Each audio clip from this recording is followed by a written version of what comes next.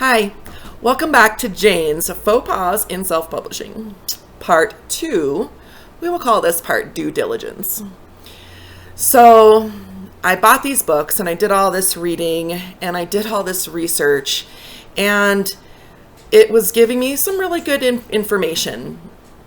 Like, once you finish your manuscript, you need to reread it again and do a rewrite and maybe do another rewrite, but don't sit on it too long, because sometimes you can sit there for 10 years or 20 years rewriting something and there's really nothing wrong with it.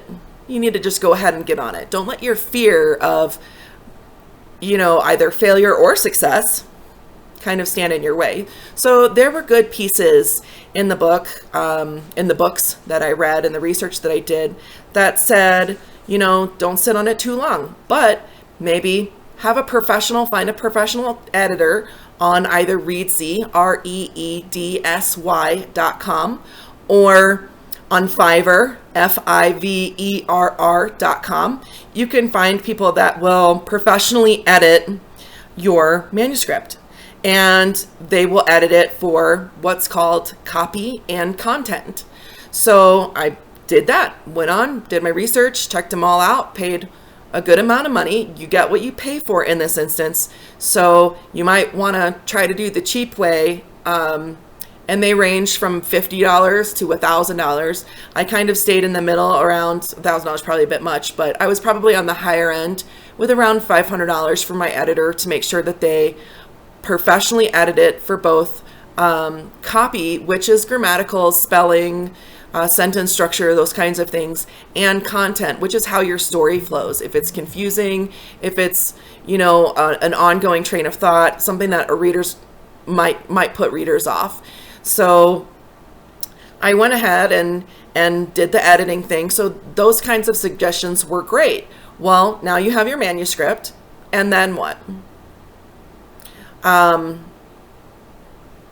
It's very hard to get a straight answer as to then what, or what the steps are, or how to do this on your own. It's almost like you have to be very skilled in not only storytelling and not only creative writing, but you have to be skilled in market research. You have to be skilled in marketing and PR and launch dates and graphic design and all of these things to be able to even reading legal documents when you're filing through the Library of Congress to get your copyright or the trademark office.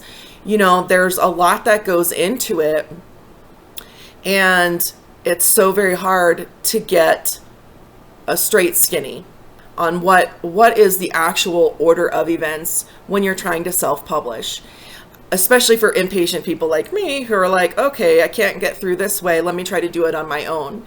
There are pros and there are cons, and throughout these little video sessions, which I'm trying to keep under 4 minutes each, there are pros and cons to doing it this way. And part of me regrets doing it this way, and part of me is proud of myself for learning and accomplishing as much as I did. So due diligence, make sure you're doing a lot of it. Make sure you're paying for the classes. Make sure they're reputable sources, because you're going to get a lot of variation out there. And I guess my best advice would be look for the common thread. When you start to see common things that multiple people are saying, a common piece of information, that's probably more along the line of what's truthful. So do your due diligence, do your homework, research. I hate to say Google guess, but later on down the road in these videos, I will say exactly the steps that I had to take. And but be careful if you're going to self-publish. If you are really, really more interested in a traditional publishing, meaning you acquire an agent, they acquire you a contract deal, and you get an advance check and all of that stuff, you might want to hold off on self-publishing. I wish somebody had told me that. So until next time, thanks for visiting Jane's Faux Pas with Self-Publishing. Have a great day. Don't forget to like and comment below and follow. I appreciate it.